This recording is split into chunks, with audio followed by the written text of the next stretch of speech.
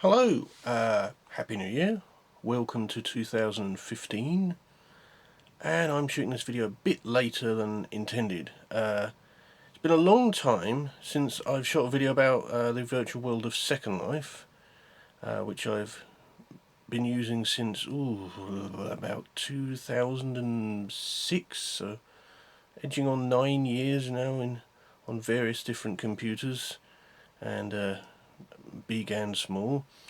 And I do a podcast about Second Life. It's a lesser known fact about me. It's called Living a Second Life. It used to have some very regular episodes, like weekly throughout the year, and now if you're lucky you get one annually. So I'm shooting this and another video that I'll also upload as a sort of spin-off from that podcast that I'll be recording later today, if you see what I mean. Because what I'm about to show you works far better visually than it does with me just describing it. So what happened in 2014? Well, in terms of Second Life, we had the very useful development of the rather good people at the OnLive cloud gaming service finally decided to add Second Life to their games that you can play via the cloud. And in Second Life's case, this is quite important because not all of us have a ton of money or a really powerful desktop computer and massive graphics cards, which Second Life does rather demand. And so I thought, well, of these two videos, the first one is just a basic compare and contrast as to what my, and I'll flip the camera around now, quite humble Dell laptop is capable of, compared to what the OnLive service is able to provide. So, I run Second Life these days through the Singularity Client, so we shall start that up. And load. And I have left my avatar in a Doctor Who themed sim. Some of you watching might be familiar with it because there's not that many Doctor Who sims left in Second Life these days, which is a bit of a shame because there used to be quite a thriving community. But this is the Hands of Omega sim, and well, it's a commercial sim. It's a community of people who build TARDISes, both the police boxes and the inside of the TARDIS, and they also do lots of Doctor Who accessories for your avatar. So here is a TARDIS that we will enter shortly, but they've also got here like a whole room full of TARDIS console rooms you can buy. Whether they are canonical or non-canonical, they're sort of people stretching their imaginations and doing things a little bit off-piste. There's some very accurate police box recreations. You can have one in black and white, of course, if you're a fan of those early episodes. And there's all sorts of things you can add on to your TARDIS, such as the Zero Room, the Russell T Davies era wardrobe room, corridors from the Matt Smith era, other various things, flight computers, Bessie, K9, you name it, they've got it. And so yeah, this is the sort of speed this sim, which is not the most graphically heavy thing I could throw at the computer, but I'm hopefully going to be able to demonstrate that next when we use this TARDIS. So click on this TARDIS. We have to sit the avatar inside, and we can close the doors behind us. And this being Hands of Omega, we have a nice menu over here of various demonstration console rooms. Let's head off to something. Let's see, what shall we pick? We'll go Classic Series first. This is a console room from the 5 Doctors, and Off goes our TARDIS. Now, when I was testing this earlier, the thing I did discover that was a bit frustrating is it's a little fiddly to get out of this TARDIS. Click your stand up, and then you've got to click on the right door. There we are. And then we can walk out, and we are stood.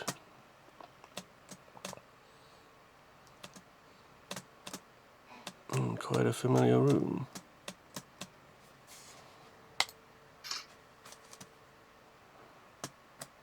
Whoa, whoa! How to fall out of a room on Second Life. Anyway, so that's the sort of speed Second Life runs at, and we can head back to the hands of Omega Sim. Teleport over to there. And so, yeah, well, but what we do need to demonstrate here is technical things. So if I press Control, Shift and 1 simultaneously on my keyboard, yeah, as I point out, this is quite a fast sim on my humble laptop here that's only got about 64 megabytes of graphics RAM. It does not run Second Life particularly quickly, but yeah, so I think I might, well, to demonstrate the difference, head somewhere that is more graphically heavy. So this sim I'm going to now is the sim where I have my gallery, and this is very graphically heavy. You can see stuff slowly rezzing around me. There's still stuff grey here, and there's various bits of furniture that's still grey and haven't rezzed yet. And the frame rate here, see, over at the hands of Omega Sim it was in the 30s, and we're now slipping down to the 20s. And if we climb upstairs, you can look at some of the other galleries, and you can see that my avatar is walking, but walking a bit sort of slowly and sluggishly. So this might be a better place to demonstrate the speed difference of running through the OnLive servers. So we'll drop out of here, and we will drop out of Singularity and show you the difference of running it through OnLive.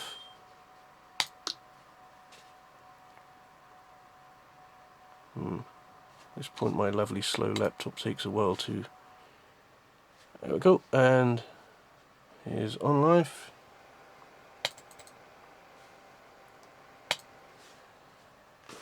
And Norton on my laptop there warning me that Singularity was eating up a lot of processor room.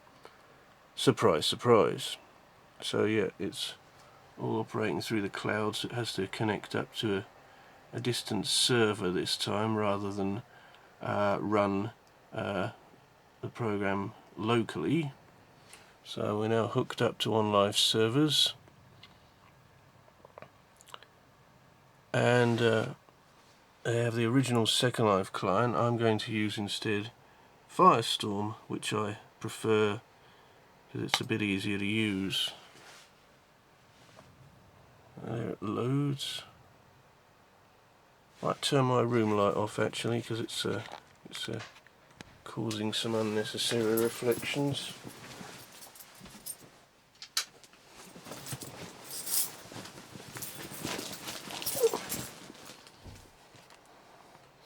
It's never easy filming off of screens though. So here we are. We're now running Firestorm, but we're running it in the cloud, so my cursor's a little slower to respond. Tells us there are currently just under 30,000 people logged into Second Life, which is pretty small. But then you have to take into account the fact there are a lot of US users of Second Life, and they've just experienced New Year. It's just gone 11 AM here UK time. West Coast America had their midnight at 8 AM UK time, so Yeah, here we are back in that same sim, but as you can see already, it is definitely rezzing quicker around us. That furniture is not grey, it's already coming up blue and other colours. And my avatar is still a bit sluggish to walk. But these galleries upstairs are rezzing quite quickly.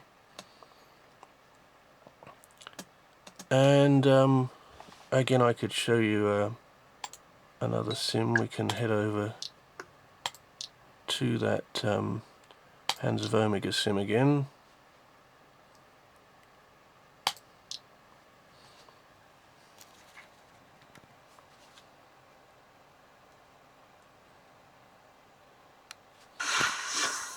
And you can hear the lag there of running through the cloud of the sound effect only just arrived, but all of this is rezzing very quickly, and I can go up here to where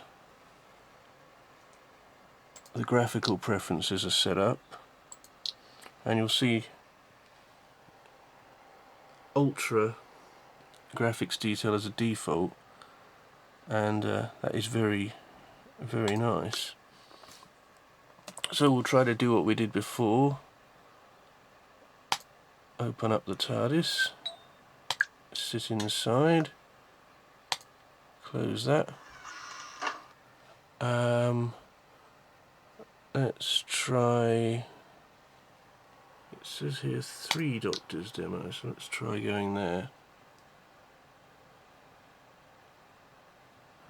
TARDIS dematerializes. Now this time I can actually see a console room, so it looks like the demo's worked better for us this time.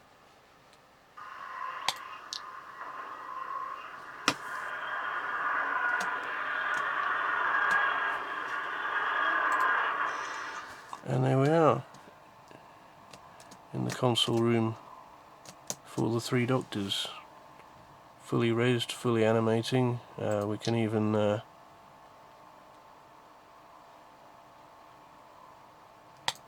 improve the lighting for you. So you are.